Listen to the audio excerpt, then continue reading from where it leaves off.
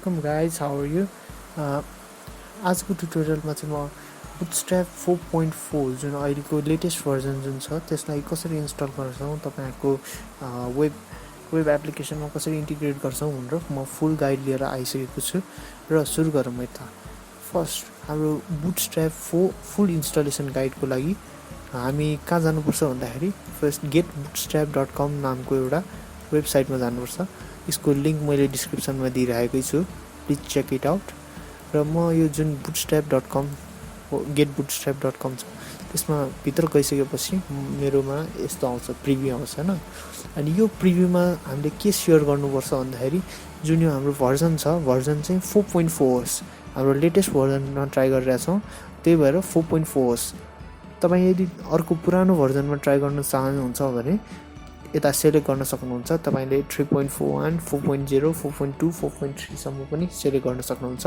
तर अहिलेको लागि भने मैले लेटेस्ट 4.4 भर्जन युज गरे र यति यो सेलेक्ट गरिसकेपछि हाम्रो के गर्न सक्छौं भन्दाखेरि फर्स्टमै होममा गएर जुन यो गेट स्टार्टेड बटन छ त्यसमा गेट स्टार्टेड बटनमा क्लिक गरेर जुन यो क्विक स्टार्ट CSS जुन यो लिंक छ, हाम्रो यो जुन CDN छ, CDN हो, यो एउटा CDN हो। CDN लाई यदि एउटा तरिका चाहिँ यो पनि हो, बुटस्ट्र्याप CDN लाई कपी पेस्ट गर्ने। यसलाई कपी CSS लाई कपी पेस्ट गरे, कपी गर्यो मैले, कपी बटन थिचेर कपी गरे र मेरो जुन कोड डिभिजन छ यो लिंक वाला style.css भन्दा ठ्याक्कै माथि यसलाई पेस्ट गर्दिए। यति पेस्ट गरिदिसकेपछि मेरो कोडमा यति चेन्ज आयो र जब यति चेन्ज गर्यो र मैले सेभ गरे र त्यसपछि अर्को एउटा पनि CDN छ, हाम्रो JS को CDN, यो जुन स्क्रिप्ट ट्याग छ popper.js अनि अर्को bootstrap cdn.com jQuery को, यसलाई पनि कपी गरे र नेक्स्ट स्टेप चाहिँ यो जुन बडी को जुन हाम्रो main.js लिंक गरेर छ त्यो भन्दा ठ्याक्कै माथि कपी पेस्ट गरिदिए र सेभ गरिदिए। यो चाहिँ CDN हो। CDN कुन बेला युज गर्छ भन्दाखेरि हामीलाई केही गरी मिनिमाइजेबल वेमा चाहिँ हामीलाई आफ्नो वेबसाइट चाहियो हैन, वेब ब्राउजर वेबसाइट लन्च गर्दाखेरि हाम्रो CSS फाइलहरु धेरै छ हैन, एक्स्ट्रा CSS फाइल चाहिदैन भने चाहिँ हामीले CDN युज गर्छौं। तर CDN मा चाहिँ एउटा प्रब्लम के छ भन्दाखेरि कुनै पनि टाइममा जुन यो बुटस्ट्र्याप को CDN हरु डेभलप गरेर रिलिज गरिरहेको ठाउँ जुन छ, सर्भरहरु छ, त्यो चाहिँ डाउन हुने बेलामा हाम्रो CDN हरु काम गर्दैन र बुटस्ट्र्यापले पनि काम गर्न छोड्छ। त्यही भएर यो जुन CDN छ, CDN को जुन यो डिसएडभान्टेज छ त्यसलाई मिनिमाइज गर्नलाई चाहिँ हामीले के गर्न सक्छौं भन्दाखेरि यो जुन हामीलाई getbootstrap.com कै वेबसाइटमा जुन यतातिर राइट टप कर्नरमा एउटा डाउनलोड बटन हुन्छ त्यसलाई क्लिक गर्नु होला र जब तपाईले क्लिक गर्नुहुन्छ त्यसमा तपाईको डाउनलोड स्टार्ट हुनुपर्छ जहाँसम्म लाग्छ मलाई। यो जुन डाउनलोडमा क्लिक गरिसकेपछि यतातिर डाउनलोड जुन ट्याब भित्र लग्छ, डाउनलोड ट्याब भित्र लगिसकेपछि हामीले कुन चाहिँ फाइल डाउनलोड गर्नुपर्छ त भनेर हेर्दाखेरि चाहिँ डाउनलोड सोर्स भनेर हुन्छ, जुन यो सोर्स फाइल चाहिँ डाउनलोड गर्नुपर्छ। डाउनलोड सोर्स भनेर गरिसकेपछि यो जिप फाइल bootstrap 4.4.1 भन्ने एउटा जिप फाइल हुन्छ, त्यसलाई डाउनलोड गर्छ। 2.6 MB छ, छिटै नै डाउनलोड हुनुपर्छ र ओपन गरिसकेपछि तपाईले जुन यो bootstrap 4.4 वाला साइट भित्र हेर्न सक्नुहुन्छ। यतिसकेपछि यो build भन्ने फाइल भित्र यो जुन JS फाइलहरु एकदम इम्पोर्टेन्ट छ। यो सबै JS फाइलहरु कहाँतिर इन्टिग्रेट भइरहेको हुन्छ भन्दाखेरि हाम्रो जुन यो CSS छ, CSS भित्र यो जति पनि बुटस्ट्र्याप को CSS हरु छ यो सबैलाई कन्ट्रोल A गर्दै सेलेक्ट गरौँ र यतिलाई कपी कन्ट्रोल C गर्दै र हाम्रो जुन यो प्रोजेक्ट को फोल्डर छ यसमा पेस्ट गर्दियौ। अहिले पेस्ट गर्नलाई के गर्नुपर्छ भन्दाखेरि फोल्डरलाई खोलौं र यतातिर पेस्ट गर्दियौ।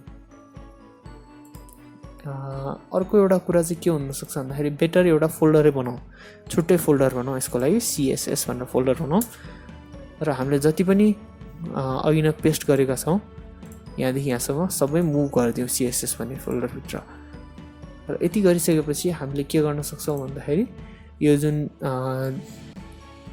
हामीले जति पनि CDNहरू युज गरेछौँ यो jQuery JS को हामी यसलाई चाहिँ कमेन्ट गरिदिउँ अहिलेको लागि। र हामीले जुन लोकली डाउनलोड गरेको जुन फाइल छ त्यसलाई लिङ्क गर्न खोज्छौँ। LINK लिङ्क गरेर हाम्रो लोकेसन हाल्नुपर्छ। यसपछि bootstrap.min.css फाइलको लोकेसन। त्यसको लागि के गर्न सक्छौँ भन्दाखेरि हामी कता छौँ त अहिले भन्दाखेरि index.html फाइलमा छौँ। index.html फाइल भनेको यता छ, त्यही भएर डट पछि स्ल्यास त्यो भएको फोल्डर index.html भएको फोल्डर भन्दा चाहिँ CSS भन्ने फोल्डर छ। त्यसभित्र के छ त bootstrap.min.css हामीलाई जे फाइल फोल्डर छ त्यसको नाम पनि दिइरहेछ सजेसनमा। जस्ट क्लिक गर्दा पनि हुन्छ। यति क्लिक गरिसकेपछि तपाईको बुटस्ट्र्यापको CSS फाइलहरू जति पनि थियो सबै लोड भइसकेको छ। र तपाईले जुन यो JS को CDNहरू लिङ्क गरेका छौँ र त्यस्तै ठ्याक्कै कोरेस्पोन्डिङ फाइलहरू पनि लिङ्क गर्न सक्नुहुन्छ। जुन यहाँबाट देखिन्छ हामीले jQuery को 3.4.1 slim.min.js अनि puppermin.js अनि bootstrap.min.js यो तीनटै फाइलहरू चाहिँ कसरी लिङ्क गर्छौँ भन्दाखेरि अघि नै जस्तै सेम स्टेप हो। फर्स्टमा हामीले के गर्नुपर्छ भन्दाखेरि हाम्रो पहिला अघि नैकै सोर्समा गएँ र JS जुन फाइल छ त्यसभित्र हेरौँ। JS को पनि जति पनि छ त्यसलाई कपी गरौँ र अघि नैको हाम्रो जुन यो प्रोजेक्ट फोल्डर छ त्यसलाई खोलौँ र त्यसपछि हामीले एउटा नयाँ फोल्डर बनाऊँ JS भनेर र JS भित्र चाहिँ हामीले कपी पेस्ट गरौँ। यसमा कति छ त भन्दाखेरि bootstrap.min.js भन्ने पनि छ। bootstrap.min.js यो फाइललाई हामीले लिङ्क गर्नुपर्छ। त्यो लिङ्क चाहिँ कसरी गर्छौँ भन्दाखेरि ठ्याक्कै अघि नै जुन हामीले CDN लिङ्क गरेका छौँ त्यसलाई जस्ट रिप्लेस मात्र गरिदिए पुग्छ। कसरी रिप्लेस गर्ने भन्दाखेरि स्क्रिप्ट ट्यागले स्क्रिप्ट सोर्स ठिक छ ./JS फाइलभित्र bootstrap.min.js यति लिङ्क गरिसकेपछि हाम्रो बुटस्ट्र्याप चाहिँ सक्सेसफुल्ली लिङ्क भइसकेको छ। र यसलाई हामीले लाइभमा गएर हेर्यौँ भने र कुनै पनि बुटस्ट्र्यापको क्लासहरू यसमा इम्प्लिमेन्ट गऱ्यौँ। अहिलेको लागि मैले टेस्टिङको फेजमा के गरेँ भन्दाखेरि div बटन युज गरेँ। बटनमा चाहिँ क्लास कसरी युज गरेँ त भन्दाखेरि btn-danger भनेर युज गरेँ र स्टप युज गरेँ। यति सेभ गरेपछि लगभग यसले बुटस्ट्र्यापको क्लासहरू एक्सेप्ट गरिरहेछ। किनभने बुटस्ट्र्यापको जुन यो क्लास छ हामीले बटनमा जुन क्लास राख्यौँ btn-danger भन्ने जुन क्लास छ त्यसले गर्दाखेरि मेरो जुन यो बटन छ त्यसमा चेन्ज ल्याइरहेछ। त्यसकारणले bootstrap is successfully implemented here.